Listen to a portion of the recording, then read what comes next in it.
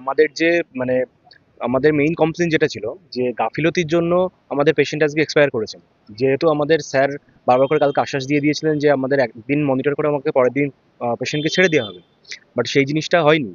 আজকে আমরা সকালবেলায় এসে দেখি পেশেন্ট হুট করে এই অবস্থা হয়েছে। তো সেই ক্ষেত্রে আমাদের একটা লিখিত কমপ্লেন অ্যান্ড একটা এফআইআর কপি আমরা থানায় এসে করলাম, যাতে করে আমাদের এই পেশেন্ট কীভাবে মারা গেছে তার হিসাবে একটা মানে একদম সুন্দরভাবে সঠিক তদন্ত হয়। আর যাতে আমরা একটা সুন্দরভাবে বিচার পাই যে না, আমাদের পেশেন্ট কীভাবে কি মারা গেছে আর কী কী এই গাফিলতির জন্য কি মারা গেছে তার জন্য। অ্যাকচুয়ালি উনি সমস্যা হয়েছিল, একটা পায়ে ছোট মাইনার ইনজুরি হয়েছিল। ওই সিঁড়ি দিয়ে নামতে গিয়ে হালকা পা মুচকে গেছিল, গিয়ে পাটা ডিসলোকেট হয়। ডিসলোকেট হওয়ার পরে আমরা অম্লানদের কাছে ভর্তি করি। ভর্তি করার পরে উনি মোটামুটি, হ্যাঁ, হসপিটাল থেকে আমরা ওনাকে ওপিডি করে দেখিয়ে নিয়ে উনি আমাদের সাজেস্ট করেন একটা বেটার ট্রিটমেন্টের জন্য ওনার নার্সিংহোমে ভর্তি করার জন্য। দেন আমরা ওনার কথা মতোই আমরা হসপিটাল থেকে ওখানে নিয়ে যাই। নিয়ে যাওয়ার জন্য উনি ওখানে মোটামুটি 5 দিন ট্রিটমেন্ট রাখার পরে গত 12 তারিখ থেকে 16 তারিখ অবধি ট্রিটমেন্ট হলো। তারপরে 16 তারিখে রাত সন্ধ্যা 5:30 নাগাদ উনি ওটিতে তোলেন।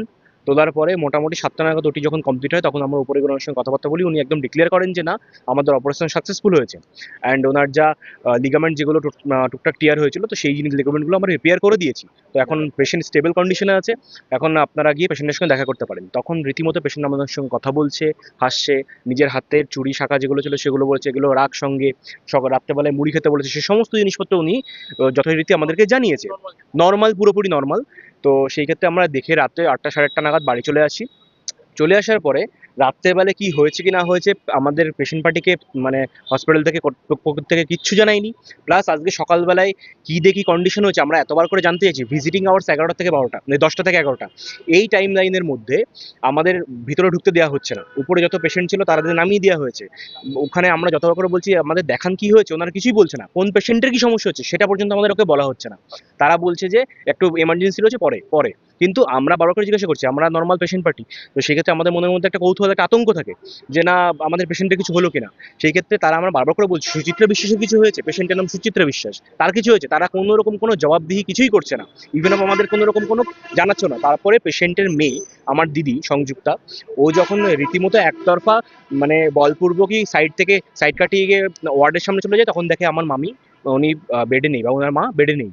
তারপরে যখন জিজ্ঞাসা করা হয় তখন বলে যে পাশে আইসিইউতে রয়েছে। তখন দেখা যাচ্ছে না, নিচের থেকে সমস্ত ডাক্তাররা দৌড়াতে দৌড়াতে উপরে উঠেছে। তো ততক্ষণে আমরা ভিতরে গিয়ে দেখি লাইফ সাপোর্ট বা হ্যানা ওদের যা মেডিকেল টার্মস আছে সেই জিনিসগুলো দিয়ে টিয়ে আমাদের পেশেন্টকে একমত অবস্থায় মানে নিথর হয়েই গেছে। কিন্তু তারা বলছে যে না, আমাদের একটা মিনি কার্ডিয়াক অ্যারেস্ট হয়েছিল, তার জন্য আমরা সাপোর্ট দিয়ে এইভাবে রেখেছি, ধীরে ধীরে ধীরে ধীরে জিনিসটা বেটার হচ্ছে। ইভেন তারা ওখান থেকে অন্য জায়গায় শিফটের ব্যবস্থা করে যে না, এখানের পরিষেবা ভালো আছে, ভালো, এর থেকে বেটার হসপিটালে গিয়ে পাবে, এখানে পরিষেবা অতটা ভালো নেই, তো আইসিইউতে শিফট করার ব্যবস্থা করুন। প্রথম কথা উনি হসপিটাল থেকে এখানে নিয়ে আসেন যে হসপিটাল থেকে বেটার ট্রিটমেন্ট অন্য নার্সিংহোম হবে। যখন গিয়ে আমার পেশেন্টের কন্ডিশন খারাপ হয়ে যায় উনি দায়ভার ছাড়ার জন্য হসপিটালে গিয়ে সেটাকে পাঠিয়ে দেওয়ার ব্যবস্থা করেছে। ইভেন অফ কি, হ্যাঁ, আমরা আজকে থানায় অভিযোগ করলাম। ইভেন অফ আমাদের মানে যে জিনিসটা রিপোর্ট, যে জিনিসটা ওনারা মেডিকেল, কোনো আমরা অভিযোগ করছি বলে ওনারা কোনো মেডিকেল কম্পোজিশন বা রুটিন কী কী চালানো হচ্ছে ওরা সেটা দেখাচ্ছেন না।